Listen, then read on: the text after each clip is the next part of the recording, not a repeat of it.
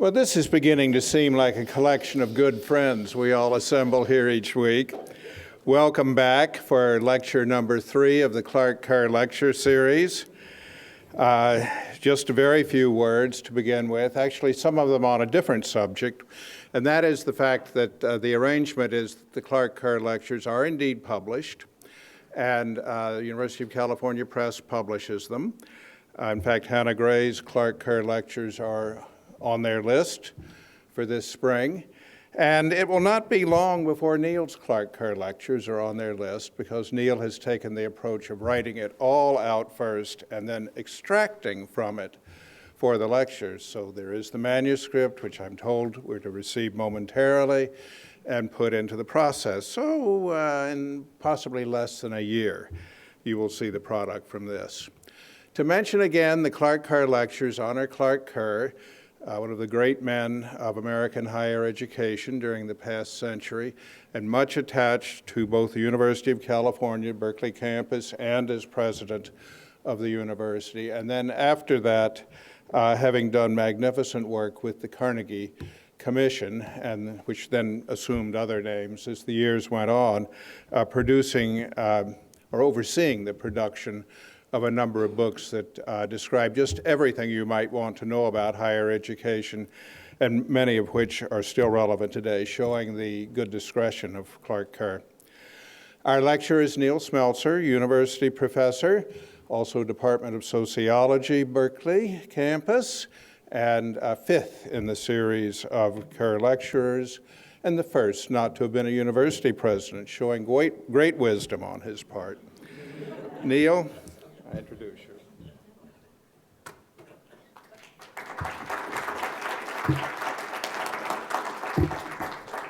Thank you very much, Judd. I should explain first that I'm wearing a somewhat weird garb. This is a black tie outfit with a black shirt under.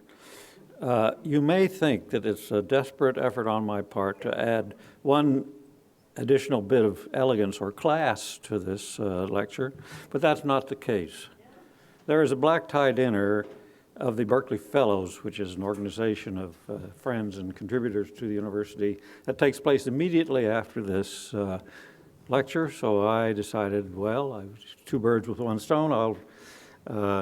So I wanted to give it. Judd King was going to wear it too, but his turned out to be lost somewhere in the closets of his house, and so. Abducted. So there we are.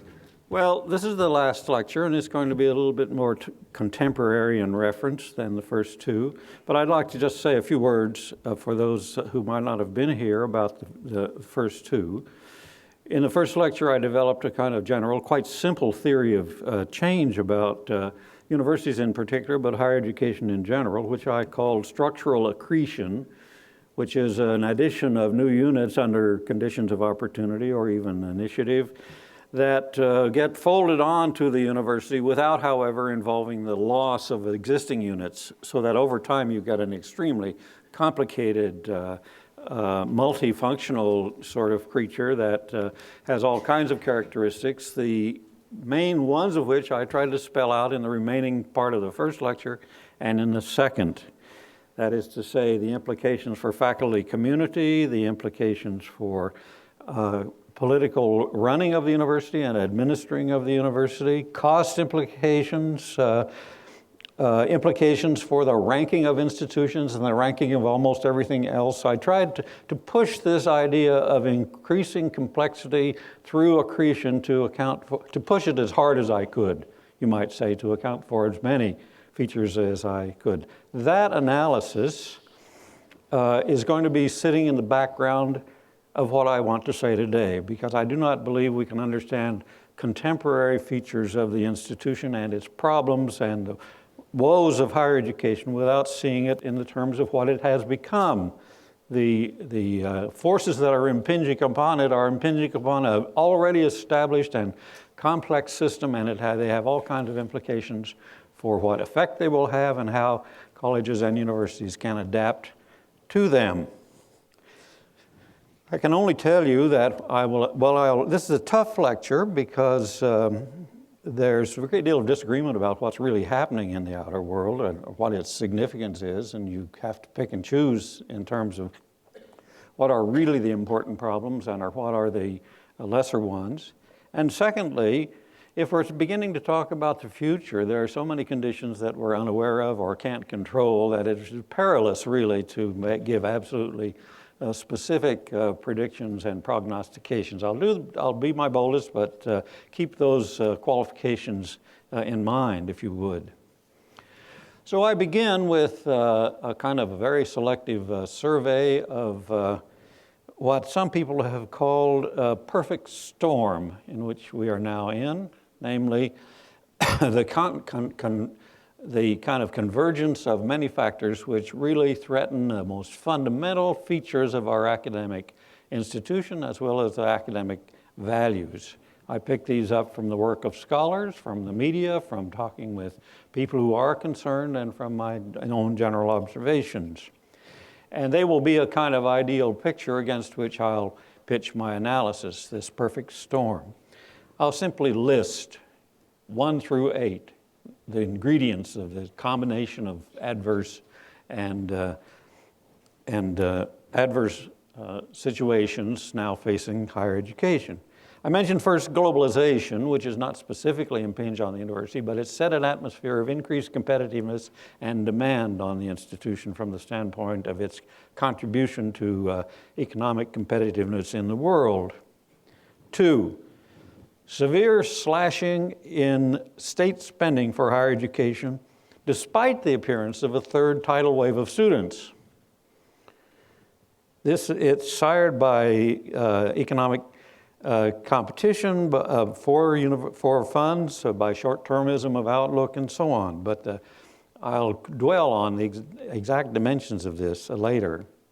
2 disastrous recessions, 2002 and 2008, which are especially deep, hit the privates very hard at first, but then seeped their way in so that the public suffered perhaps possibly even more in the period just after those crises. And we haven't escaped the implications of those crises yet. 4, increasing costs, dependence on student loans, continued disadvantage of the poor that continue to threaten to erode gains in diversity and social justice. There's some compensation for this, but a squeeze of the middle class at the same time. 5, increased vocationalization of collegiate life, traceable largely to market forces. 6, corruption of academic values by the growth of business and consumerist orientations, and increasing university cooperation with industry and commerce. 7, the rise of computer-based learning and the concomitant creation of for-profit, long-distance institutions of questionable value and threatening traditional educational modes. And 8, the spectacular increase of temporary, full-time and part-time faculty in the system, creating an academic proletariat and threatening academic tenure and possibly academic freedom. Well, is that enough? Does seem like a perfect storm. And what I'm going to do is go selectively a little deeper into some of these developments. And I will begin with the most important and try to develop a couple of unproductive paradoxes that have developed for higher education in connection with the budgetary starvation, the increased pressure on accountability, and governance of the institution. That's my first main topic that I'll try to assess. The main trends that we see are continuing expansion of students, but mainly in the non-traditional older women minority categories in the system. Expansion mainly in the community college and the for-profit institutions. A continuing leveling or unpredictability of federal support, which began to level and drop in the 1970s and radically so at the end of the Cold War. State spending is estimated to have been 50% for public institutions in 1980, 45% of its total costs in 1995, and now somewhere around 25%. It's been just a simply cascading downward of legislative actions nationwide that has affected almost entirely public institutions. There's a corresponding sequential rise in tuition, increasing reliance on loans, and the idea that what was once a public good is inching toward being a private good in the country. And the 1980s and 90s, we saw the accountability mania develop, and it has continued in full force. Now, the general consequences of these shifts, the first one is a questionable one. The possibility of the shift from public giving to institutions to private support, that is to say, tuitions that have gone up so rapidly, is possibly not all bad.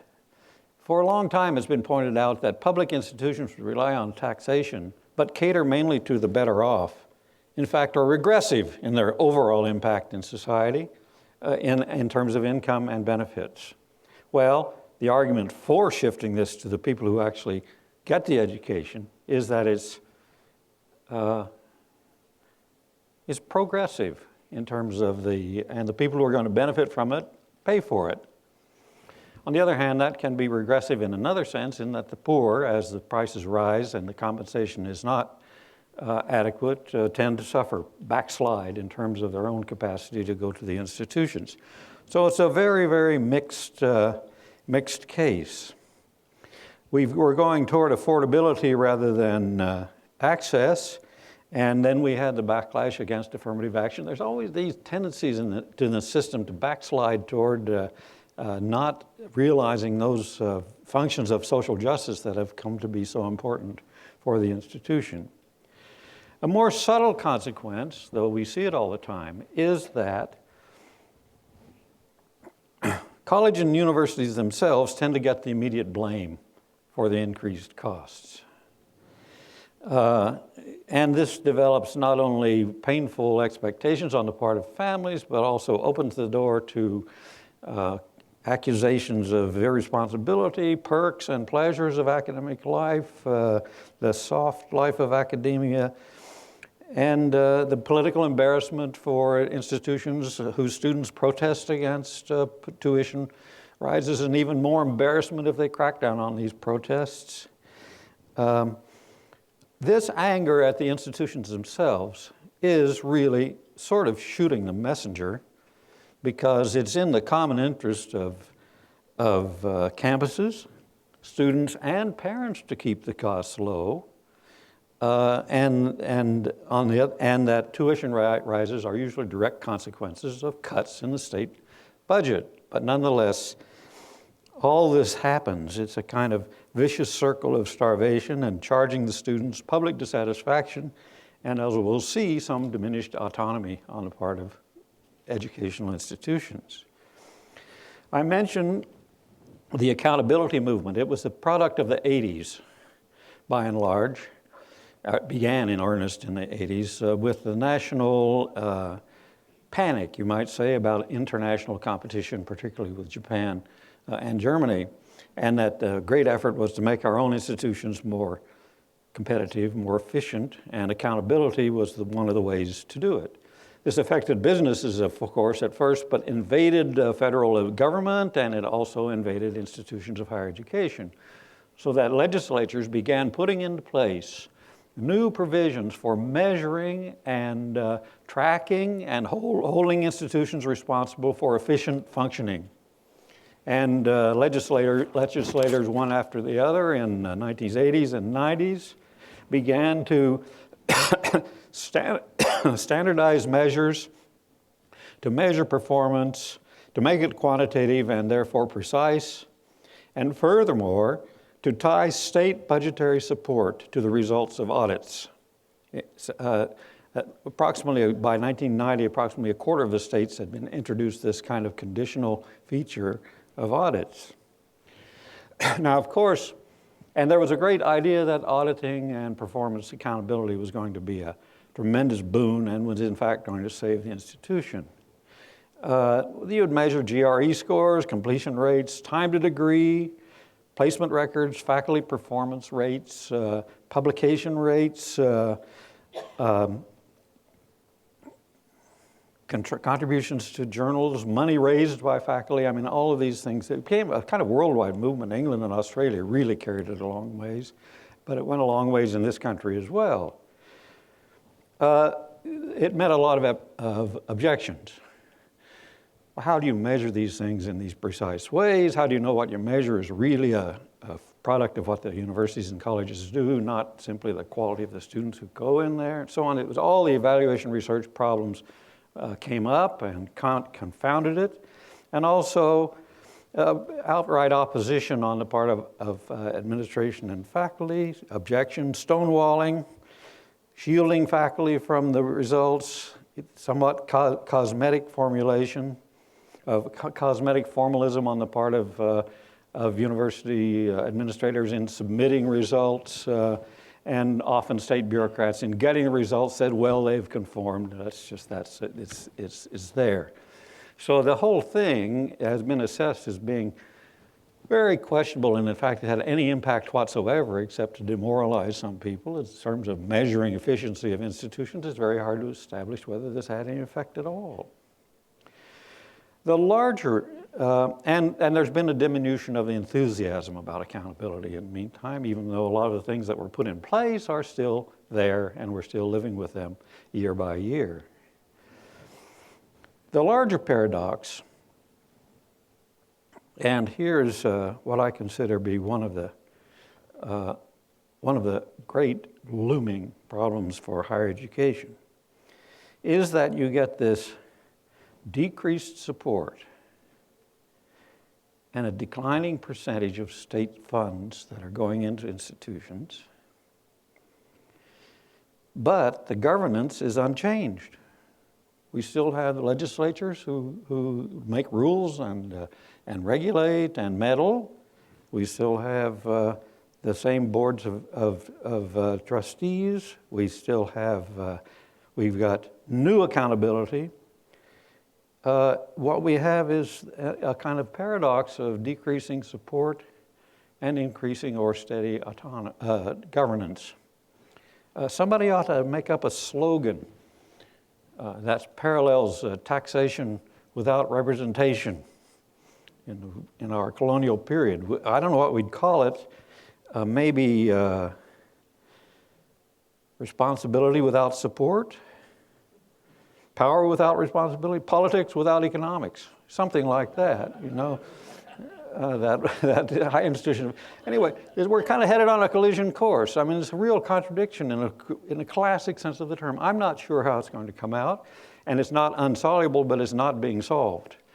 All the talk about privatization, of course, reflects this, as though somehow or other, if we went private, that would ease this problem. On the other hand, we don't know exactly what privatization of a public institution really is. What about all the buildings that are now, in a way, all from the past? What about, how can you be a public institution without being a state institution? There are a lot of paradoxes and a lot of problems connected to the system. We haven't solved them. And we're kind of drifting, you might say, into this paradoxical or contradictory state. As I say, I consider this to be very much on the grave side and will have to lend itself sooner or later to some kind of legal and political solutions. That I say is a major paradox and threat to institutions as we've known them. And I would now turn to a second and possibly more emotional and noisy set of discussions, and that has to do with the many faces of commercialization of higher education. It's not a new issue. People for a century and a half have complained about the interference of business interests in institutions, and it became a regular social movement inspired by Thorstein Veblen and others about the corrupting influence of money in institutions. There are several phases to this, and I will try to isolate the most important. The first is the changing language and imagery of corporatism that we see and is grating to traditional faculty and some administrators. The language of entrepreneurship, of efficiency, of outsourcing, of re-engineering, of best practices, of student input, output of graduates, throughput of students through the institutions, going from input to output. It sort of drives you crazy. On the other hand, we can say these are names. They're not really sticks and stones. Names don't hurt that much. But on the other hand, insofar as they reflect a changing cultural outlook, then there's a problem. A contest with academic values in terms of priorities. The main purposes of academia are in fact compromised by over-reliance on survival and money-making needs. Certainly in the context of the moral and religious embeddedness of the institution that I talked about at the very beginning, this is anathema. It threatens those kinds of almost sacred assumptions that undergird much of higher education, including anti-materialist threat, and this is, I think, what gives the issue its real heat and why people get so upset about the language of managerialism and corporatism in the system. The second face of commercialization is what's called, commonly referred to as student consumerism, competition for students. That is to say, colleges and universities, they advertise in the media, they promise a good life, a partying life perhaps at the institution, and economic success afterwards. They court students and their parents aggressively and personally through the secondary schools. In extreme cases, they lower admission standards, admitting students who aren't qualified and building up the students' indebtedness.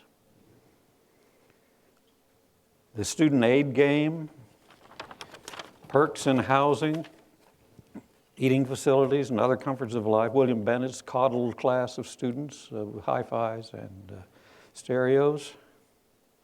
Weakening or dismantling requirements and general education programs.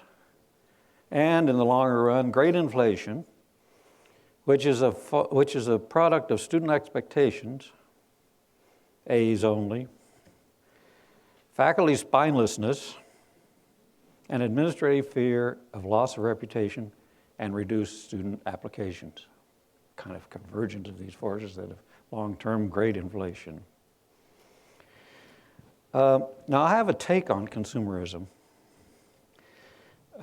We can't fault colleges and universities for competing for students when we do have competition and markets for students. I mean, should they just sit by and say, let the other colleges have students? Or ought they take some initiative in getting the best students they can to their own campuses?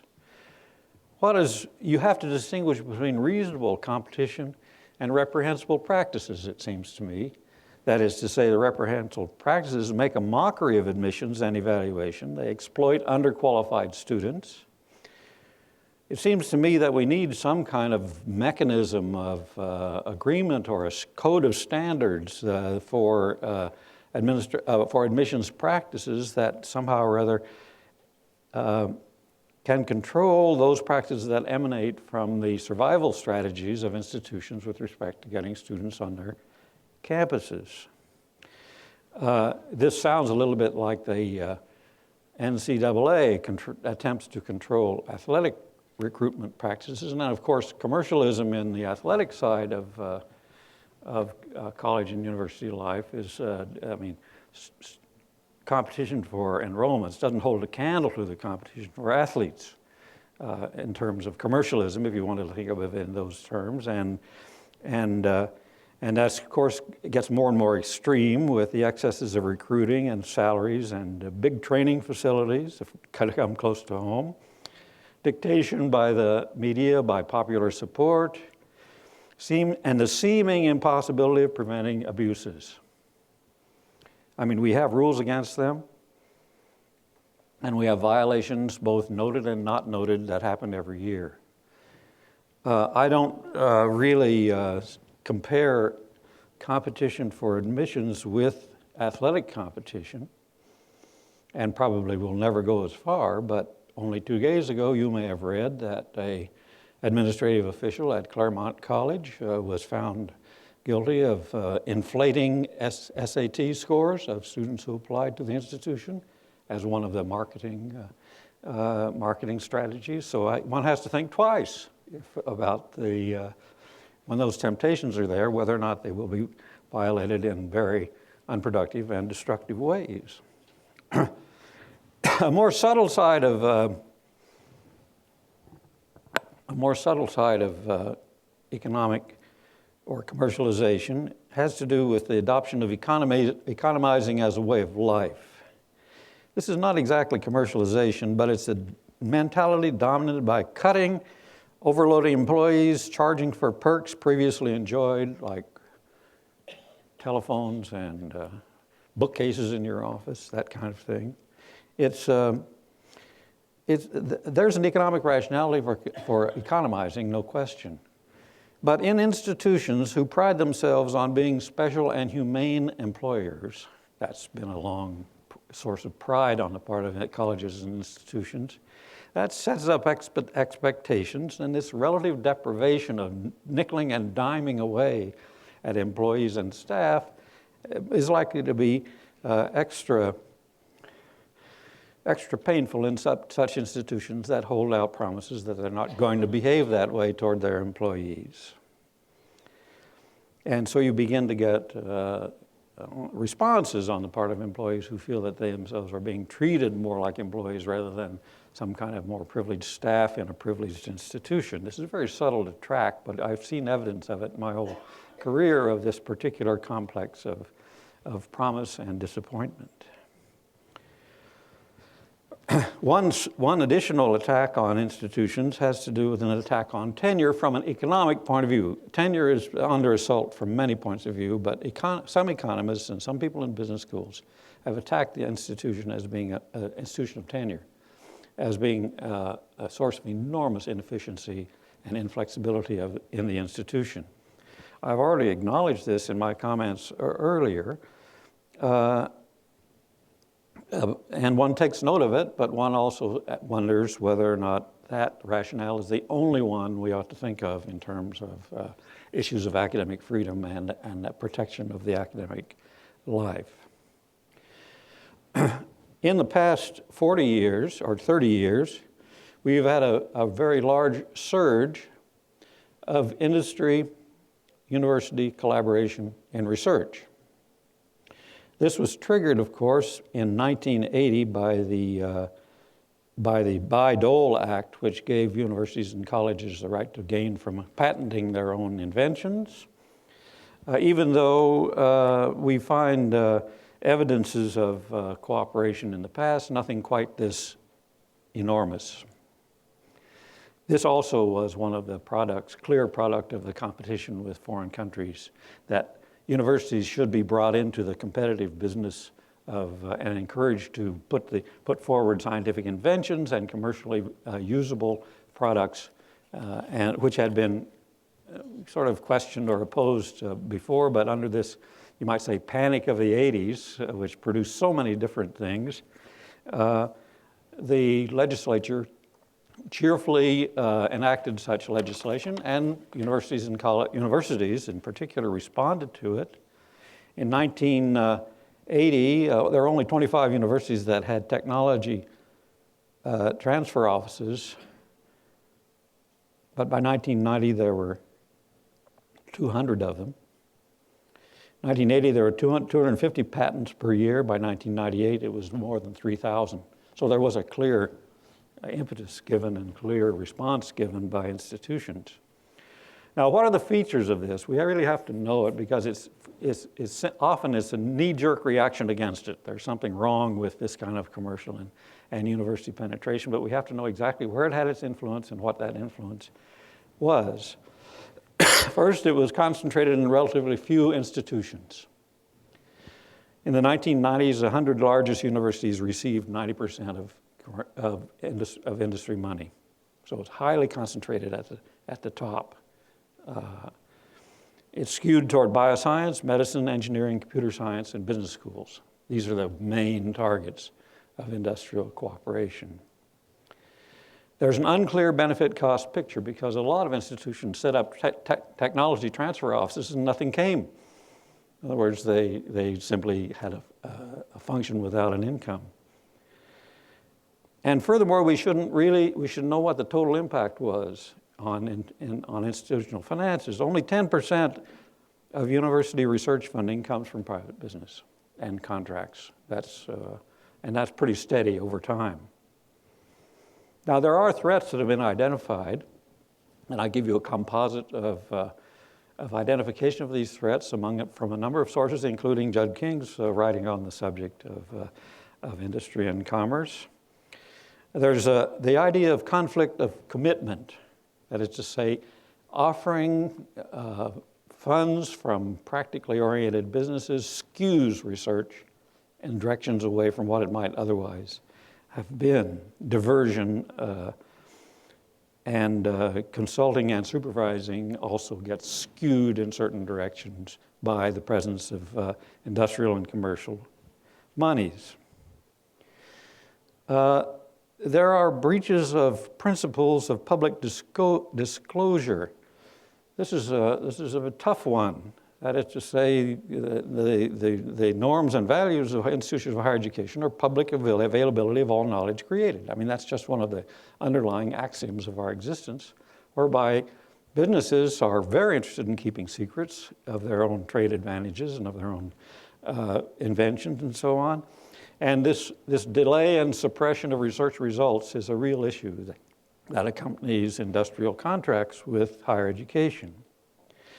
Others that have been noted have been limitations on cross-fertilization of research, neglect of classroom education by people who spend too much of their time in consulting and doing research with businesses, conflicts among colleagues, envy and resentment, conflicts of interest, profiting, exploiting research assistants, and so on.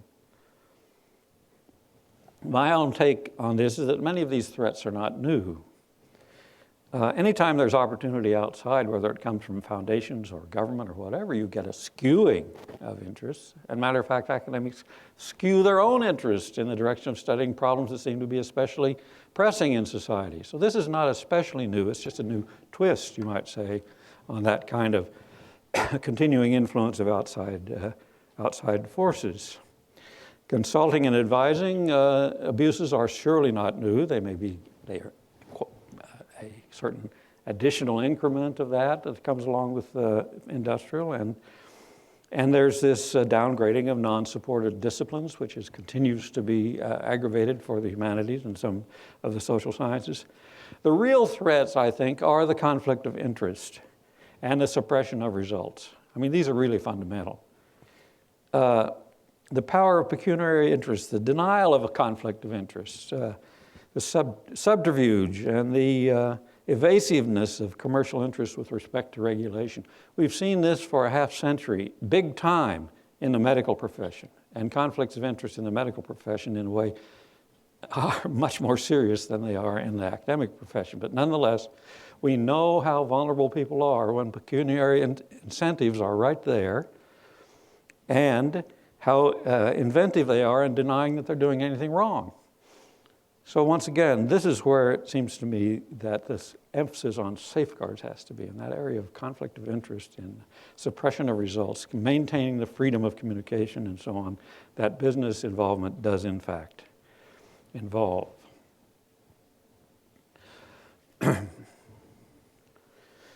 Now I turn to a discussion of online instruction and the development of for-profit institutions. Another commercialization side, you might say, that, however, a completely different twist to it. The first thing that I want to say, of course, is that the rise of computers has been, in general, completely revolutionary and, in many cases, very positive. I mean, it certainly replaced the armies of secretaries and typists in this world. It's eased research and preparation. It erased all the 3x5 cards I used to use in my youth when I did research. It's certainly revolutionized publishing, and it's revolutionized libraries and schools of librarianship, which have been dropping from the face of the earth or changing their missions in computer instruction rather than traditional library skills. But my focus is on instruction, the use of computers in instruction and their link to a special type of institution that offers courses online usually and for profit. And those are what I'm looking at. They unbundle the traditional model of education, which involves giving instruction in a physically constrained space, opportunity for participant feedback. It's not a complete break, but a different kind of feedback that computers offer. Generally, formal traditional performance, you get formal credits involved and degrees granted by the crediting institution. You get face-to-face mechanisms in traditional instruction models, whereby you have identification, role modeling, interaction between faculty and students, apprenticeship, identification, defiance. The dynamics of interpersonal action are there, and often not in such vivid form when it's a computer that you're interacting with.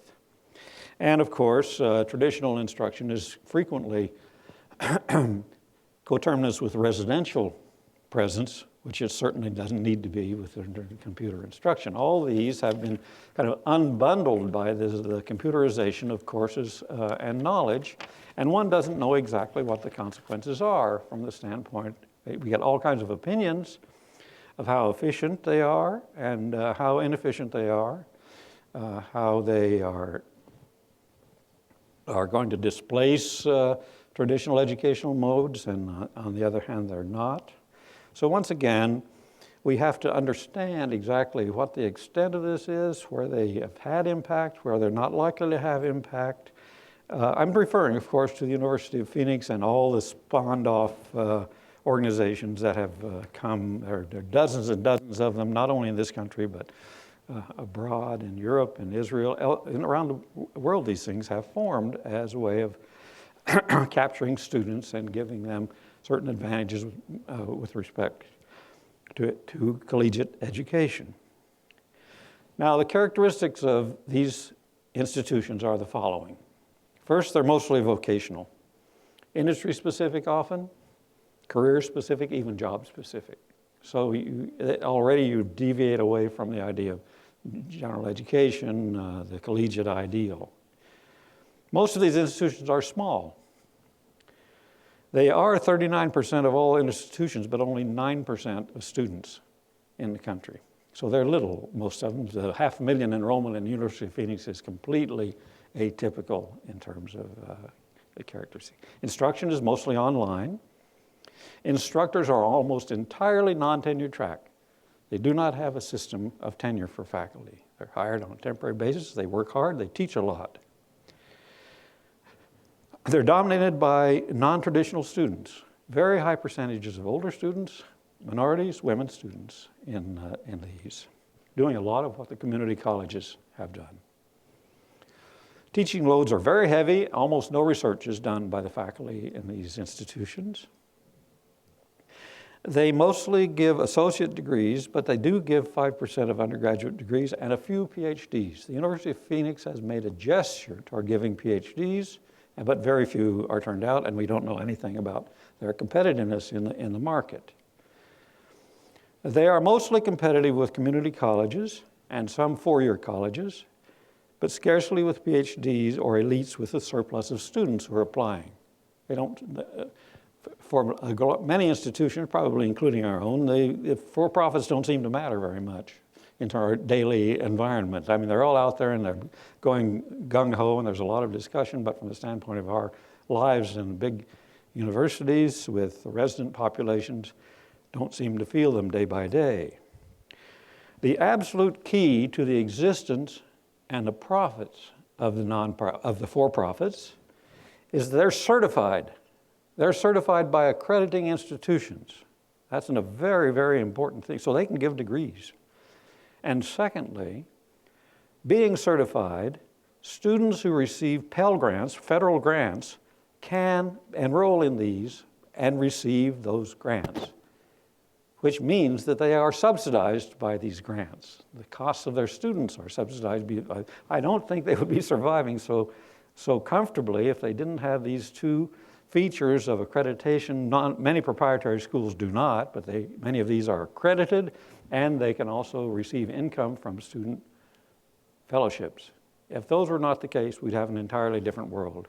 It also opens certain possibility of exploitation that I mentioned before, that is, you admit students who aren't really qualified, and you gradually you take their fees from their fellowship money, and that, of course, is a kind of corruption. So the big key is, where will these traditionals and for-profits stand with respect to giving market advantage to their students? And less tangibly, as credentialing institutions in the status hierarchy. That's unsettled. We don't quite know. They're mostly practical now, mostly instrumental in their effect, and they don't seem to have not nestled comfortably into this inevitable status system that institutions all fit into. They, of course, are at the bottom of the pile according to elite institutions with elite faculty and elite expectations. These things may as well not exist as educational institutions. A lot of snobbery, a lot of opposition, a lot of conviction that they're no good from the standpoint of academic standards and so on. But all this froth notwithstanding, they're here to stay, no doubt. They too feed into the vocational and training needs of an increasingly technical service economy and globalization. So, I mean, in a way, you can't fault what grows up in a system if it's needed and it survives and it profits. But nonetheless, we have to understand exactly what they are and where they are. They compete, as I said, I think, with mainly with community colleges and with some four-year colleges, not very much with residential four-year institutions of elite research institutions or of the traditional liberal arts colleges, four-year liberal arts colleges. They're not, as one observer said, that University of Phoenix is not going to put Harvard out of business just because they're in two completely different worlds in terms of the educational world. Now, having said that, I should also add that large elite institutions have not been unaware of the powers and the potentialities, sometimes the dangers of online instruction. And they've been somewhat active, but in a different way. It's very instructive in what way they are. They're less active than other categories of institutions, of course, in online education. Their general pattern is to put courses out on the web to the public, not for credit. And they're often free. I mean, talking about the MIT OpenCourseWare is a free service that goes on there. These are MIT courses put on the web. Carnegie Mellon has them, Yale has them, Berkeley has it. There was a Berkeley, some activity on the Berkeley campus of this sort. And when they're non-credit, when credit is given, it's mostly reserved for their own students. That is to say, supplement courses in their own institution. I read this as protecting their own degree granting status and their own medallion status, that they just don't give out degrees for sitting in front of a computer or credits that are coming from your institution. These programs have some problems. The most important one is that they have been mostly subsidized by selected foundations. I mean, Mellon and Hewlett have been very generous in starting up the MIT and the other programs, but they don't sustain them with permanent recurring grants. I mean, foundations don't do that. They're not subsidies. They are startups, and so the universities that adopt these things have to figure out some way to finance them and not drag on their budget in other ways. And furthermore, there is a residue of opposition by faculty, rather on guild grounds, I would say, who believe that the only real teaching is the traditional and inherited classroom teaching that hasn't changed in centuries, and that there's likely to be loss of freedom in teaching and control of the curriculum. These are the kind of apprehensions that faculty express, and so they constitute a kind of bulwark of opposition that in a way makes administrators tread a little easy and exactly going wholesale with online instruction. So we get a bifurcation of what the significance of these online are. So my final topic, and one that I'll talk about a little while, and then have a brief conclusion, has to do with this phenomenon of the growth of non-tenured and part-time faculty. It's a spectacular history. Between 1970 and 2001, the hiring of part-time and non-tenure-track faculty grew more than 5 times the rate of regular faculty in the country. Temporary and non-tenured faculty are now thought to be 50% of the entire labor force, academic labor force in the country. They have grown everywhere, but mostly in community colleges and for-profits. Universities is increasing, but there's continued reliance on teaching assistants, one's own, and non-regular appointments. Even in 1985, when I was chairing a commission on the lower division in the University of California, we picked up the increase in our own institutions as being very, very significant. And we devoted an entire section of that report to non-tenured and non-ladder rank faculty, which was already had shown up a lot in language instruction and English instruction in some lower division courses and some upper division courses and so on. And we actually looked at it from a quantitative point of view and from the standpoint of what kinds of citizens are these within our midst, and how should they be regarded, and how should they, we didn't say they ought not to be any, but nonetheless we were concerned about their status and their place in the university even now 25 years ago. And that situation, of course, it's affected the colleges and universities less than it has the community colleges. Some community colleges have almost all non-tenure track people on their faculties. And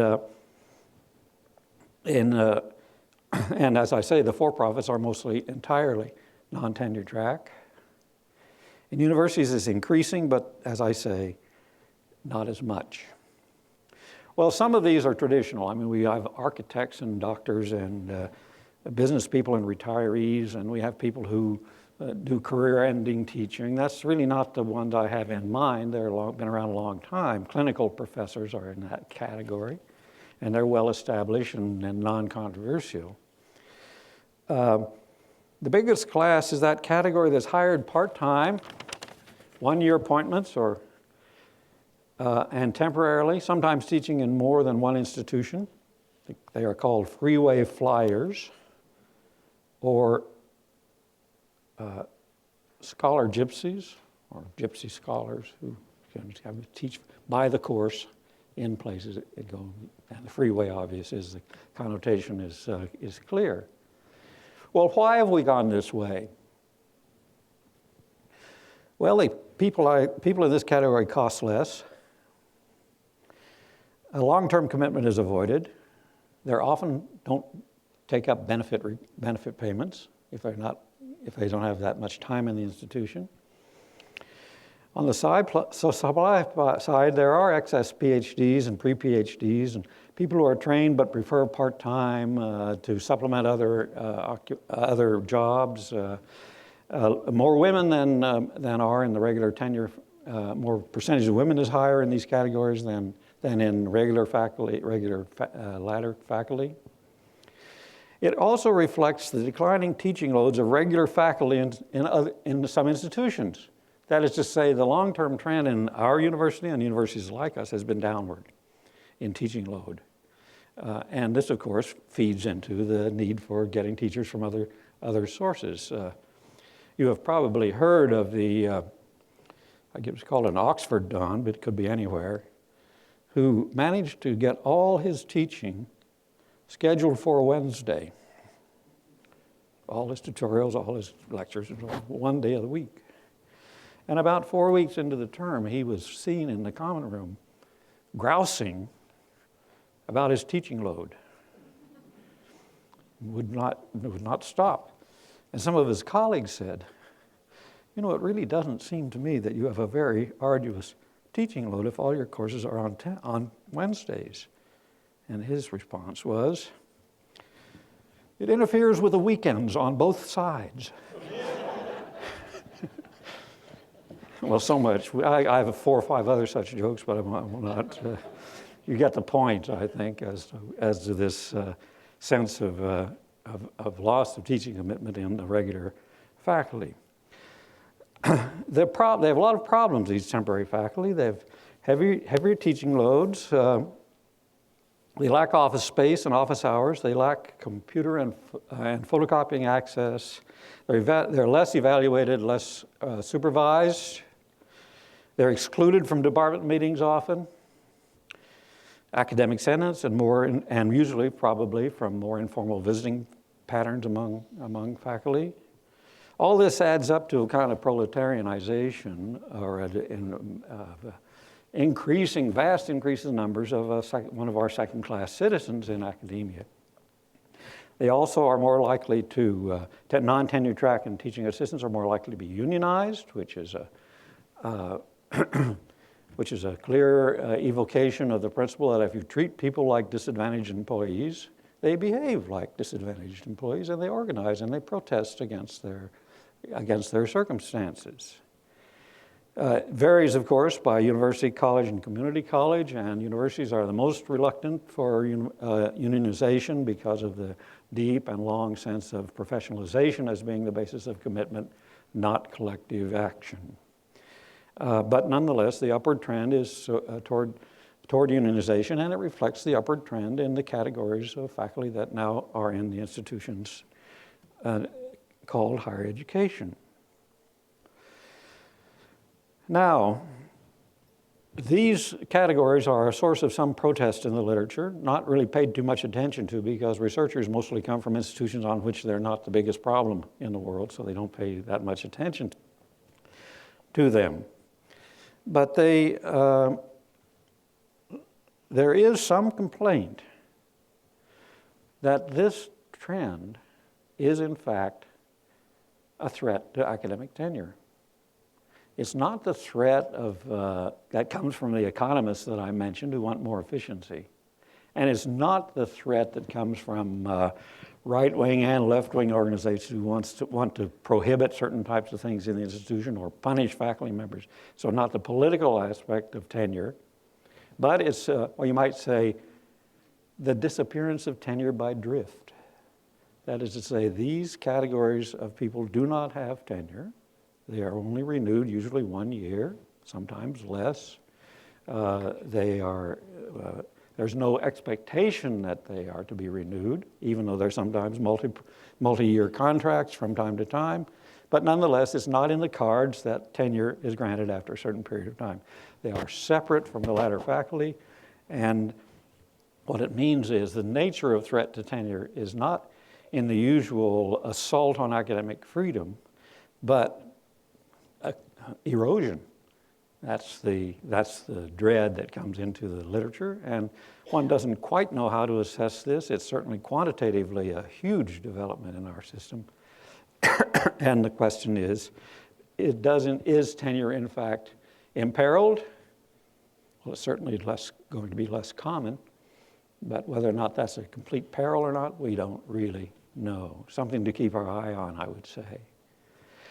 Another part of the literature says, rather a bit parallel to the academic freedom issue, to the tenure issue, is that it's a threat to academic freedom. These people are only there for a short time. You can get rid of them for any reason you want. They don't have recourse. Without tenure, they don't have academic freedom. That is a clear and bald assertion that comes up in a lot of the literature on this. The bald assertions that without tenure, there's no certainty of academic freedom. We have to look at these also very carefully. Academic freedom is a political category, really. It is a category against political interference with individuals whose politics or personal preferences are at question, not a lifetime guarantee of jobs. I mean, even the American Association of University Professors does not claim that tenure is job security for life, even though it has sort of evolved in that direction and usually means it. But all tests that have come before the courts say that universities have the right to lay off tenured people under conditions of economic necessity or discontinuation of units, and that this is not a violation of academic freedom. It's an organizational imperative that is sometimes faced.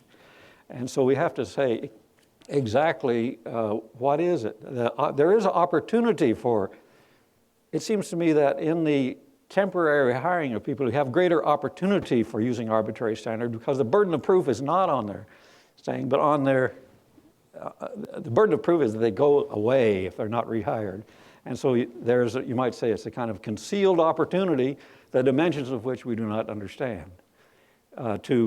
If they don't like a person, or if this person proves to be unpopular, or voices contrary opinions, you just don't hire him the next year, and you avoid the whole brouhaha of many academic freedom cases. So there's a kind of contextual aspect here. You have to be kind of qualified as to the degree to which is or might be a threat to academic freedom. So let me close with one observation. I've mentioned all of these, call them threats, if you will, or developments. All of them have an economic dimension that's at the core of the problem, and all of them affect the different levels of institutions differently. That is to say, just to give you a couple of examples, the for-profits affect mainly community colleges and small proprietary institutions. Privates and publics face different kinds of competition for students and have different manifestations and attitudes toward commercialization or consumerism about students. Federal research funding and university industry cooperation are concentrated at the top and tend to give great advantage to the already established institutions and have done so from the very beginning of outside support of this sort. Temporary and part-time personnel are also distributed unevenly in the hierarchy. Now, as these problems continue to advance, the most likely prediction is that institutions will find their own competitive ways in a market, in a tough market, and that they'll behave in self-survival ways. That is the way most institutions have always behaved, and I do not see any reason to believe that they won't.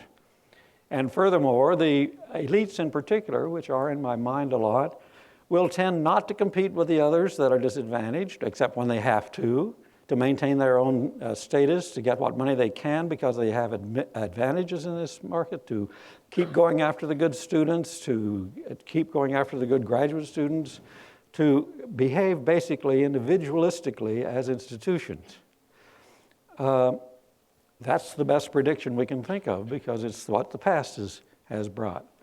I'm wondering if this is the best strategy. In a way, it isolates, it individualizes the whole system. Everybody's going out for their own. They're picking up the crumbs from a not very laden table and competing with one another, and collectively aren't having much influence on what goes on. It seems to me that there ought to be some kind of considered reorientation. I'm not talking about unionizing the leading universities of the country or forming some kind of cartel or anything like that, but nonetheless, to take a look at their collective situation and their situation in the market and the situation of higher education in general. After all, they're not alone. Nobody is alone in this complex system that I've tried to sketch for you. The national concern should be with all of education, not even just higher education, but all of education. It's a system. and the welfare of all institutions in it, in some ways, directly and indirectly, rests on the collective welfare of the whole system. I do not believe that this is going to emerge as a great revolutionary battle cry, because the inclinations of institutions are such that they will likely go along the predicted route. But at least some thought should be given about the collective situation of higher education, because it's that collective impact of education that has made the system that we know and love to be as great as it is. Thank you.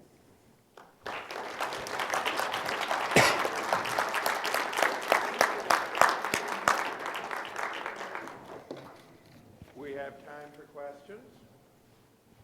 There are traveling microphones. One will come to you when you are recognized. And I will not say anything more about my garb. I wasn't going to comment on that. How does all this affect what the educational mission of the universities? If you had to have a mission statement, I don't know if the University of California has a mission statement, but where does all this land on the student? I mean, what does he learn? Or what is his future if these are his problems, if these are your problems? Oh, where are you? I don't see you. Where? Oh, okay. Couldn't recognize the question. Yeah, now recognize the voice and the face and the question. Well, in a way, it depends on what kind of student you're thinking about.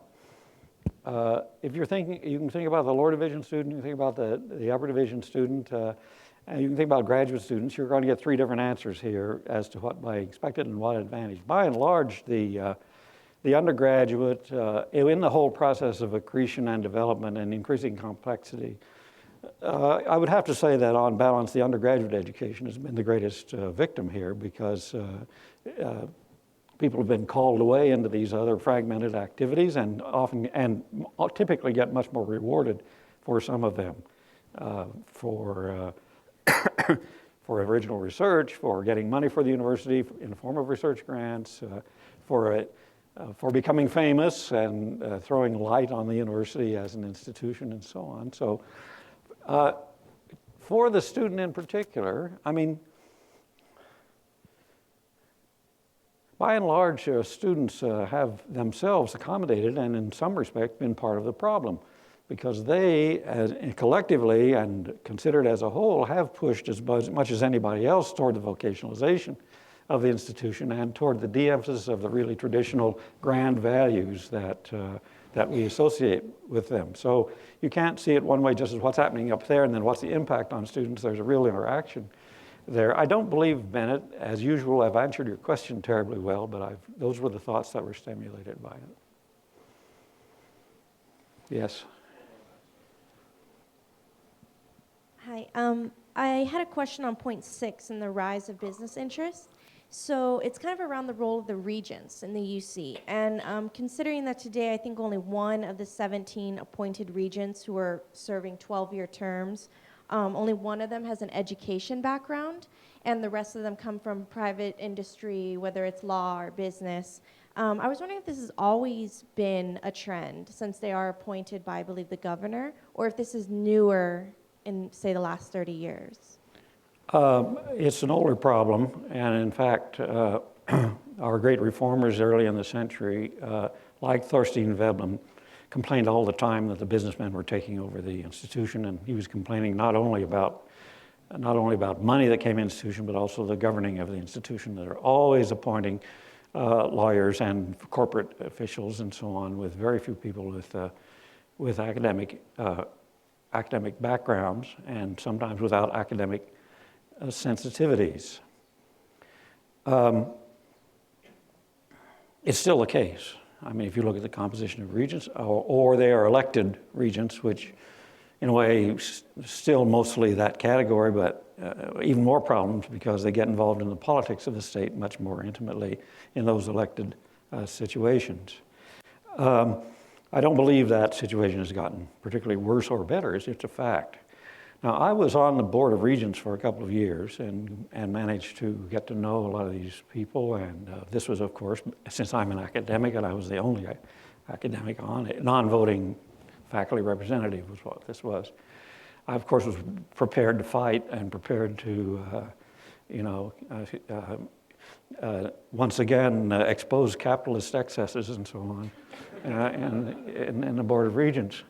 And it was some of that. I think to me, I was always felt somehow or other there's a systemic misunderstanding of what the administration of institutions is, how it works. It's business, they just don't understand it. The idea is you get in it, set it right if it's not right.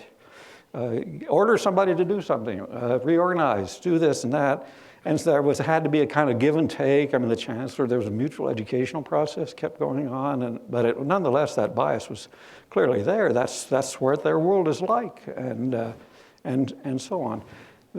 I'm not exactly sure what a number of reforms that have been suggested recently that have been around about making it a kind of a parliament or having selected representatives from faculty and students and other categories as being on the Board of Regents and occupational diversification, elected members and so on. I'm not sure whether or not we would inherit another kind of problem, my feeling is. It would not be so much the bias problem, but it would be the infighting status representation. I represent the students, I represent the faculty, I represent this, and that kind of cool give and take would probably be sacrificed to some degree if you had a representative, like if you turn it into a representative democracy. I don't know, I don't have a solution for this. I see, as I mentioned in my remarks, the governing structures of the institution are falling into obsolescence and for more general reasons. And the most attractive thing is you want to reform the governance structure, and I've never been quite satisfied that that is the appropriate answer. Yes? I'm wondering why the extension of the commercial for-profit small colleges are not an appropriate extension of the Kerr master plan, taking in the kinds of students who need to have a more flexible schedule and meet today's demands. Well, the master plan, for one thing, was a public. It does not include private. As a creature, it is a public creature. Well, now, and that doesn't have to be the case. I mean, it could be that oh look, my cummerbund fell off. I have to. This is not what it might seem.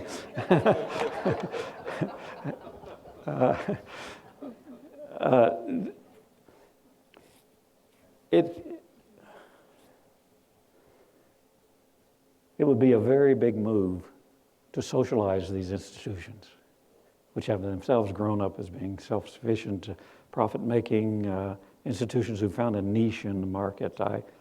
I can't believe there would be sentiment in the leadership of the state or the populace in making these institutions public and part of a larger system. Yes?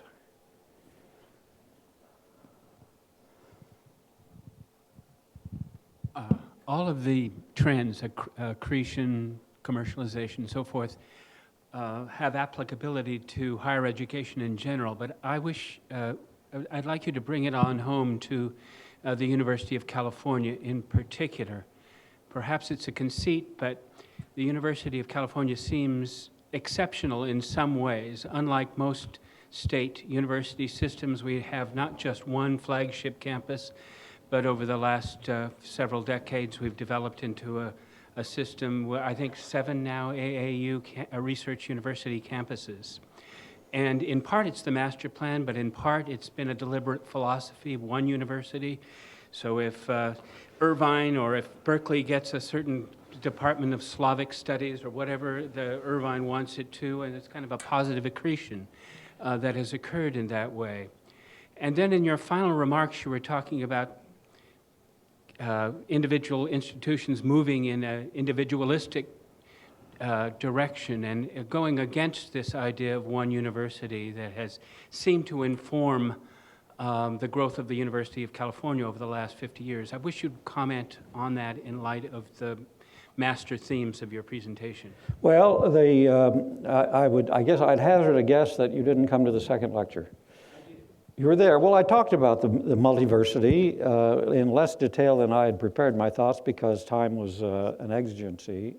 But, and I really highlighted the issues of ranking and stratification and competition and the impact on accretion because of this, you might say, copycatting or status competition among the campuses. We didn't, the master plan didn't cause competition among campuses. Every state has resentments and envies and political infighting about the advantages of the advantages of the flagship campus versus the other systems and so on. It just isn't structured. We structured it in, you see, by giving these 3 levels of qualitatively different institutions with different functions. In many respects, it had a tremendous advantage. If you had this whole California system in one board of trustees, and the jockeying would take place in other ways, and other competition would take place in other ways. I've thought the idea that of one big university is only mainly applicable to the coordination and in a way delivering of potential efficiencies and representing the larger system to the state, taking the political heat off of the campuses. Those are all very valuable functions of the system-wide, but as a cultural and educational institution, it has some anomalies. It is not a one big university. The system-wide administration is mainly administration. Students' loyalties are toward local campuses. Local campuses raise the funds for themselves and so on and so forth. So there's a kind of difficulty of assuming or pretending that is one big university from a cultural point of view, even though politically and economically you can see how it is a system. Yes, George.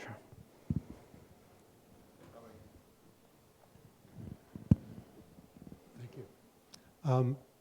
I wanted to take exception to a point you made early in your presentation about the impact of rising tuition on the poor. Because as tuition has risen, so has the representation of low-income students in the student bodies, not only at Berkeley, but throughout the UC system. The middle-class pinch, as you described it, is absolutely documentable. But given the combination of Pell Grants, Cal Grants, and 33% set aside for financial aid of all tuition, it would appear that we've got the formula for ensuring that tuition increases do not disadvantage the low-income students. I wouldn't call that challenging, what I said. As a matter of fact, it's quite consistent with it. There's been, by virtue of the political forces in the country, ever since I'd say mainly the Johnson administration, there's been an affirmative action. There's been that impulse of social justice has, in fact, been continuing strong. Suffered somewhat in the post-'70s period after the great surge toward affirmative action, and of course experienced some negative impact from the legislation of the 90s that in some states, including our own, ruled out affirmative action of certain types legislatively. However, I'm completely aware of the transfer payment phenomenon, and institutions really have to be complimented, and all the institutions responsible have to be complimented on seeing that we do, in fact, have a feeding in of people from really poor, talented youth from really poor families. I did mention the continuous problem of backsliding. I mean, you always got to keep guaranteeing that money's going to get in there as these tuition rates go up. You've got to continue a certain amount of diligence in this redistribution that goes on, or else it'll slip away from you by virtue of economic drifts and trends and so on. But no, I wouldn't say you're taking exception. I absolutely am with you on that interpretation of exactly what's happened in that arena. Yes, Ed? Wait for the mic.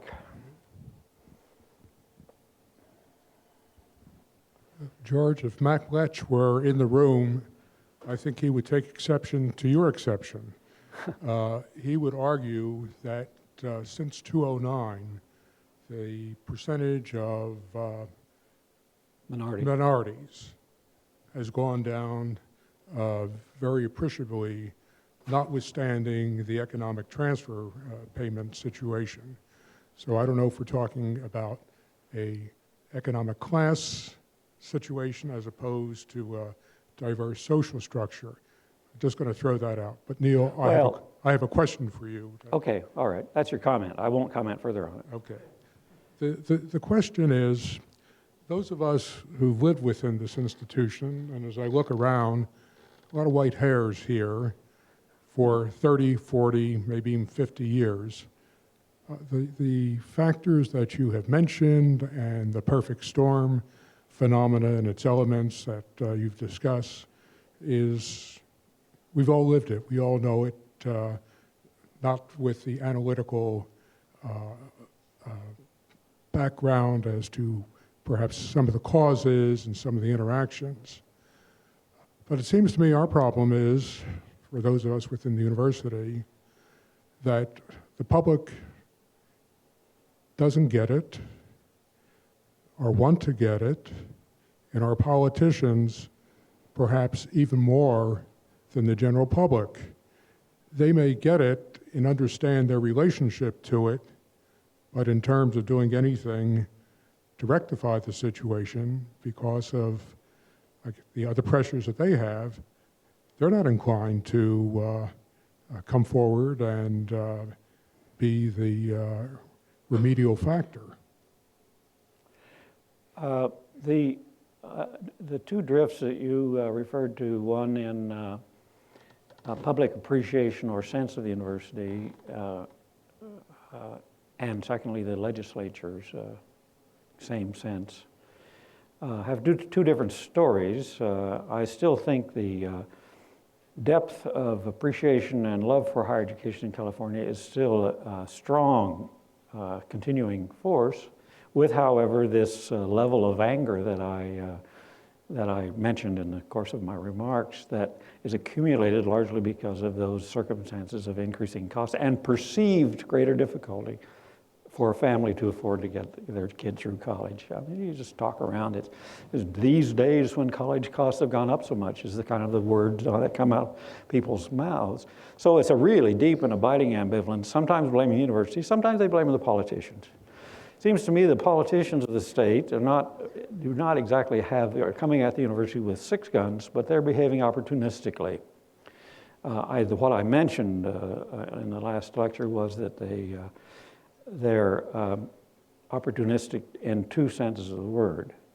One is they have political constituencies working on them that are stronger from the standpoint of the California democracy working than the universities are. We are a weak constituencies, even in relation to our K-12 and the other system brothers. We are a weak constituency in relation to them, just in terms of votes and organized voice and so on, capitalizing mainly on prestige and appreciation that has historically gone with that institution in this state. That's one kind of opportunism they do. It's straight political opportunism. We're easier to cut without paying the consequences. Secondly, and this is also mentioned, is a certain short-term attitude that the creation of cultural capital, you can't see you can't see when it's deteriorating. You don't see it right away. You can wreck your labor force over a 30-year period, but in any given 1 year, you don't know it's happening. And then the third factor, of course, is that the other institutions involved can't recoup their losses in the same mode. You can't expect prisons and welfare systems and medical systems simply to up their rates randomly to recoup the losses that you have when prices go up, so that there is a kind of differential vulnerability both from the public and from the legislature that we've experienced and which continues. Well, one last question.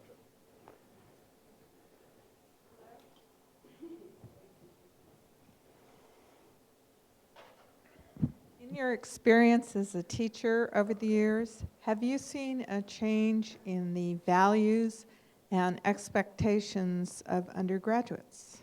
And if so, what is it? What are the changes? Well, there was a absolutely gross change in undergraduate culture, and this is no secret, and you'll be disappointed I'm emphasizing the audience, between the 60s and the 70s. I mean, the 60s were a grand time. People knew that they could get jobs. The college education was paying off for them, and they didn't seem to worry about that, and they were more willing to take political risks, and they were impatient with the university, and they wanted to reform it. It was really a remarkably short period in which high vocationalism set in, beginning in the 1970s, not only among undergraduates, but also graduate students who were feeling a terrible pinch in getting jobs in academic institutions, beginning about 1970. The demographics and the economics just simply dictated that change. So there was this absolutely, well, not a disappearance of activism, we got echoes of it, and we've got recurrent political crises and political situations on campus, so it's not 100%, but by and large, this instrumentalization, not exactly vocationalization, but the value of a college degree from Berkeley. I once gave a freshman seminar, 15 students, and it was on the master plan, just for these 15 students. And I asked them at the beginning of the, talking about the master plan, how did you decide to come to Berkeley rather than go to, say, Sacramento State or wherever you might, some other institution? 15 students, not a big sample, but I got 15 identical answers. Berkeley's got prestige, and prestige gets you jobs. And that was it. That was that little bit of culture. Before you close the meeting, may I please thank the audience for your attention, your care, and your help to me.